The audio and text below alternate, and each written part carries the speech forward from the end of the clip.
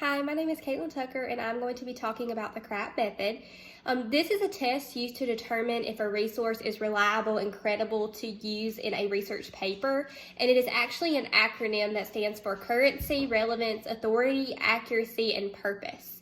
So currency refers to the timeliness of the information, such as when the information was published, when it was updated, or when it was revised.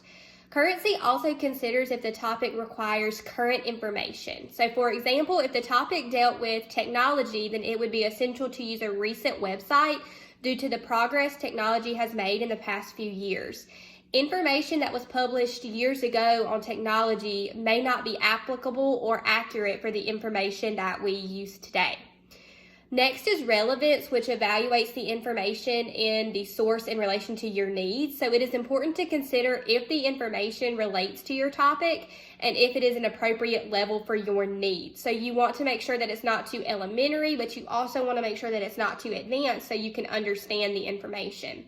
It is also best to look at a variety of sources to determine which is best to use.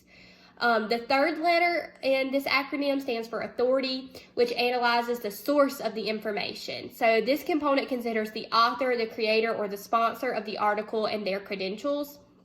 It is important to consider whether the author or creator is qualified to write on this topic. The second A represents accuracy. The accuracy of the website includes the reliability, the truthfulness, and the correctness of the content. The information of the article should be supported by evidence, whether this is through links or through references. It does need to be supported. It is essential to verify the information in the article with other sources and your own knowledge as well. Consider whether the article includes biased language and is free of emotion. It is also important to check for spelling, grammar, and typographical errors when checking for accuracy. The last component of this method is purpose. So purpose determines the reason that the information exists. Is it to inform the reader, entertain, sell, or persuade?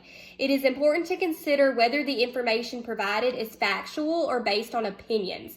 If opinions are included, it is important to consider if they are logical or if they are supported by evidence. So through the evaluation of websites using this method, I learned that small aspects such as the author and the date could greatly affect the quality of a resource. So if a website is missing the date of publication or the author, even if all other components are of the greatest quality, then the source will not be considered excellent.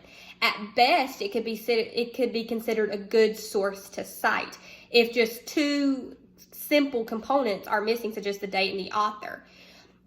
It never occurred to me that components as small as these could have a significant weight in determining the quality of a website.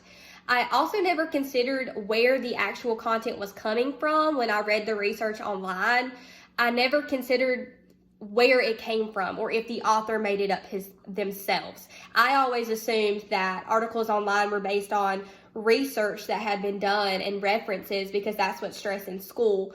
So it never crossed my mind that an article I was reading online could be entirely made up by the author. In my classroom, I will use this method by teaching my students to look for aspects to determine if they are using a reliable site. It is going to be hard to go into depth with this method because my students are second graders, but I can use the components in a simple way. So I can tell the students, look for the date. Is there a date present? Look for the author. Is an author listed? And when reading the information, I'm going to ask students to ask themselves, does this match what you want to learn? Is the information answering your questions? Although this is very simple, it will begin the process of evaluating websites and help them understand that not all websites are good to use and that not everything that you read online is accurate. I was surprised at how many sources included links in their articles, but no reference page.